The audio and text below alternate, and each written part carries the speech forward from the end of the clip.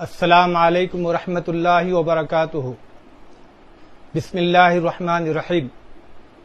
میں مولانا سید بشیر احمد قاسمی عادل آباد بڑے سوچنے کے بعد آپ لوگوں سے بات کرنے کی جسارت کر رہا ہوں۔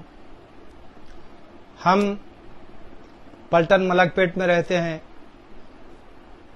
یہ علاقے میں کئی لوگ کورونا سے موت کے منہ میں چلے گئے۔ ہمارے گھر کے ایک دم سامنے چند گھنٹوں کے اندر بہن اور بھائی اس مہلک مرض سے فوت ہو گئے۔ ان کے گھر کو کرنٹون کر دیا گیا۔ انسانی ہمدردی کے تحت جو بھی ہو سکتا میں ان کی مدد کر رہا تھا۔ طبیعت خراب ہو گئی۔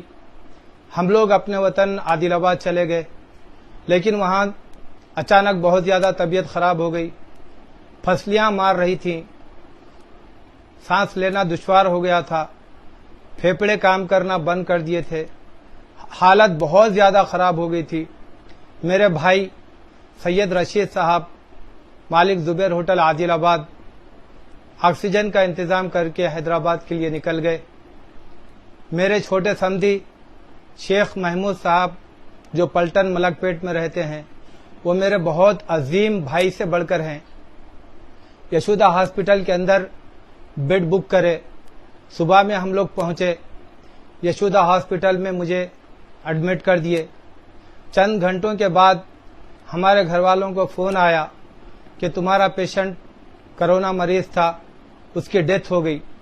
اچانک ایسی ناگہانی بات سامنے آتی ہے تو گھر والوں کا کیا ہوگا۔ ہمارے گھر والے، ہمارے بچے روتے دھوتے یشودا ہاسپٹل پہنچے۔ محبین جمع ہو گئے۔ میرے بڑے سمدھی عبید اللہ شریف صاحب عرف عوید بھائی سنتوش نگر حیدرآباد، وہ یشودا ہاسپٹل والوں سے مطالبہ کیے کہ ہمارے پیشنٹ کی ڈیڈ باڈی شو کرو، لیکن وہ یہ کہہ رہے تھے کہ تمہارا پیشنٹ کرونا مریض ہے، نہیں بتلا سکتے۔ لیکن عوید بھائی کا مطالبہ اتنا شدید اور سخت تھا کہ مجبوراً انہیں باڈی شو کرنا پڑا۔ ہمارے گھر والے وہ باڈی کو دیکھے، وہاں پر میں نہیں تھا، کسی اور کی ڈیڈ باڈی تھی۔ منظر بدل گیا، حالت بدل گئے۔ پھر ہمارے گھر والے احتجاج کیے کہ بھائی پھر ہمارے اصل پیشنٹ کہاں پر ہیں؟ تو انہوں نے کہا کہ 2 گھنٹے تک انتظار کریے، ہم بتلائیں گے۔ لیکن ہمارے گھر والے نہیں مانے۔ دیوانہ وار ہر ایسی روم کو تلاش کرتے چلے گئے۔ تلاش کرتے کرتے ایک ایسی روم میں آئے جہاں پر میں تھا۔ ہمارے گھر والے آ کر میرا ہاتھ پکڑے۔ میں محسوس کیا کہ یہ ہاتھ میرے گھر والوں کا ہے۔ میں بھی سختی سے دبایا، یہ احساس دلانے کے لیے کہ میں ابھی صحت مند ہوں۔ ہمارے گھر والے مطمئن ہو گئے۔ لیکن میں بڑی ذمہ داری کے ساتھ یہ کہہ رہا ہوں کہ یہ ہاسپٹلوں کے اندر اگر کسی کے پاس پیسہ ہے، اگر وہ مالدار ہے، وہ حیثیت مند ہے، تو اس کا صحیح ٹریٹمنٹ کر رہے ہیں، ورنہ ایسے پیشنٹ جو ان کنٹرول ہے انہیں اس حال کے اوپر چھوڑ دے رہے ہیں۔ اب اندازہ لگائیے کہ میری ڈیتھ ہوئی نہیں، لیکن وہ لوگ غلط باور کرا دیے۔ پھر زیادہ احتجاج کرنے پر کسی اور کی ڈیڈ باڈی بتلا دیے۔ پھر زیادہ مطالبہ کرنے پر 2 گھنٹے تک انتظار کرنے کی بات کرے۔ ہمارے گھر والے دیوانہ وار ایک آئی سی یو روم سے دوسرے آئی سی یو روم، دوسرے آئی سی یو روم سے تیسرے آئی سی یو روم پھرتے رہے۔ پھر میں ان کو وہاں پر نظر آیا، اطمینان ہوا۔ یہ حیدرآباد کے مشہور کارپوریٹ دواخانوں میں سے ایک دواخانہ یشودا ہاسپٹل ہے۔ میں یہاں کے واقعات آپ کے سامنے رکھ رہا ہوں، بتلا رہا ہوں۔ اب آپ اندازہ لگائیے کہ ایسے کارپوریٹ ہاسپٹلوں میں ایسے غلطیاں ہو رہی ہیں، اور وہ لوگ یہ بھی کہہ رہے ہیں کہ کرونا پیشنٹ ہے، قبرستان ہمارا اسٹاف لے کر آئیں گا اور وہاں پر دفنائیں گے، تمہیں دیکھنے نہیں دیں گے۔ اب ہمیں یہ خوف ہے کہ کہیں وہ ڈیڈ باڈیوں کے ساتھ چھیڑ چھاڑ تو نہیں کر رہے ہیں، کہیں کوئی ایسے چیزیں جو قیمتی ہیں اسے نکال تو نہیں لے رہے ہیں، سمجھ میں نہیں آ رہا ہے۔ اللہ ہی بہتر جانتے، عالمی سیاست ہے یا عالمی سازش ہے یا عالمی بزنس ہے، یہ نہیں کہہ سکتے۔ لہذا میں مجلس اتحاد المسلمین کے قائدین سے اپیل کرتا ہوں کہ آپ کے پاس اویسی ہاسپٹل ہے، اسرا ہاسپٹل ہے، حکومت آپ کے ساتھ ہے۔ دیکھیے، کارپوریٹ دواخانوں کے اندر معصوم مسلمانوں کے کروڑوں روپے جو لوگ اپنے بیوی بچوں کو چھوڑ کر، اپنے ماں باپ کو چھوڑ کر باہر ممالک میں کما رہے ہیں، اگر ان بچوں کو یہ معلوم ہوا کہ ہمارے ماں باپ یہ مرض کے اندر مبتلا ہے تو شدت سے تڑپ کر یہ کہہ رہے ہیں کہ کتنا بھی پیسہ لگنے دو لیکن ہمارے ماں باپ کو تکلیف نہیں ہونا چاہیے۔ میرے 2 بیٹے ریاض سعودی عربیہ میں رہتے ہیں، ان کا بھی یہی حال تھا، تڑپ کر یہ کہہ رہے تھے کہ ہمارے بابا کو کتنے بھی پیسے لگنے دو لیکن کچھ ہونا نہیں چاہیے۔ میں بڑے یقین کے ساتھ کہہ رہا ہوں کہ کارپوریٹ دواخانوں کے اندر صرف نیمونیا کا ٹریٹمنٹ دے کر مسلمانوں کے کروڑوں روپے لوٹ رہے ہیں۔ میری بیٹی خود ڈاکٹر ہے، میں یشودا ہاسپٹل سے کوئی صحیح سلامت نہیں آیا، لیکن میری بیٹی نے نیمونیا کا ٹریٹمنٹ دے کر مجھے صحیح کر رہی ہیں۔ اگر اویسی ہاسپٹل، اسرا ہاسپٹل کے اندر یہی علاج کرتے ہیں تو بہت بہتر ہوگا۔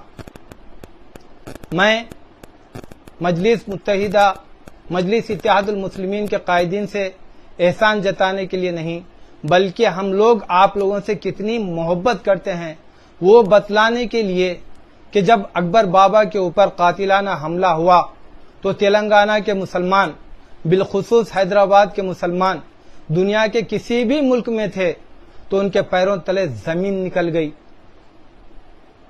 حیرت زدہ ہو گئے، دم بخود ہو گئے۔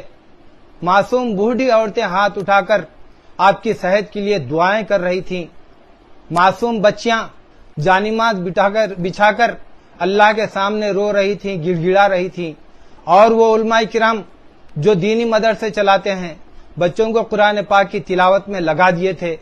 میں خود ایک دینی مدرسے کا ناظم ہوں، دینی مدرسہ چلاتا ہوں۔ جیسا ہی معلوم ہوا بچوں کو قرآن پاک کی تلاوت اور آیت کریمہ کا ورد کرتے ہوئے صبح شام اکبر بابا کے صحت کے لیے، ان کی عافیت کے لیے، ان کی زندگی کے لیے دعائیں کر رہے تھے، وہ معصوم بوڑھی عورتیں جو آپ کے لیے رو رہی تھیں ان کے رونے کا واسطہ وہ معصوم بچیاں سجدے میں پڑھ کر اللہ کے سامنے گڑ گڑا رہی تھیں، ان کے گڑ گڑانے کا واسطہ وہ مہمان رسول معصوم ہاتھ اٹھا کر بل بلا رہے تھے، ان کے بل بلانے کا واسطہ یقیناً آپ لوگ حیدرآباد کے مسلمانوں کے لیے نجات دہندہ ہیں۔ اکبر اویسی صاحب کے اندر دھڑکتا ہوا دل ہے۔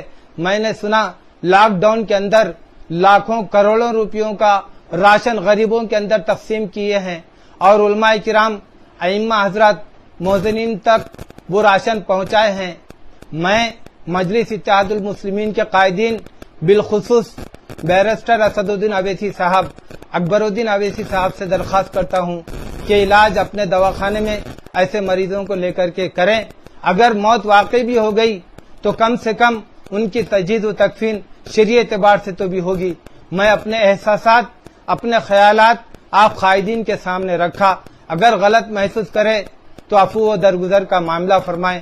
میں مسلمان بھائیوں سے حقیقی بات کرنا چاہتا ہوں کہ اللہ ہمارے خالق ہیں، قرآن پاک اللہ کا عظیم کلام ہے اور ہمارے نبی محبوب خدا ہیں۔ دیکھیے، یہ مہلک مرض سے بچنے کے لیے قرآن پاک کے اندر کئی آیتیں شفا کے طور پر ہیں۔ پیارے نبی صلی اللہ علیہ وسلم کے زمانے میں ایسے امراض پیدا ہوتے تو پیارے نبی صلی اللہ علیہ وسلم نے کئی دعائیں بتلائی ہیں، لہذا قرآن کی تلاوت کریں اور ان دعاؤں کا اہتمام کریں۔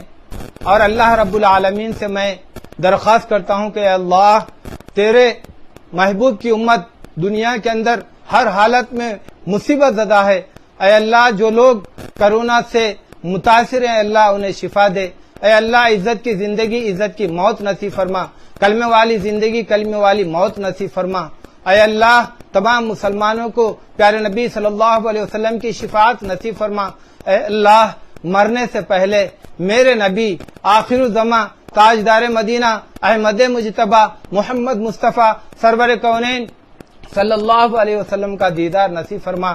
آمین ثم آمین یا رب العالمین.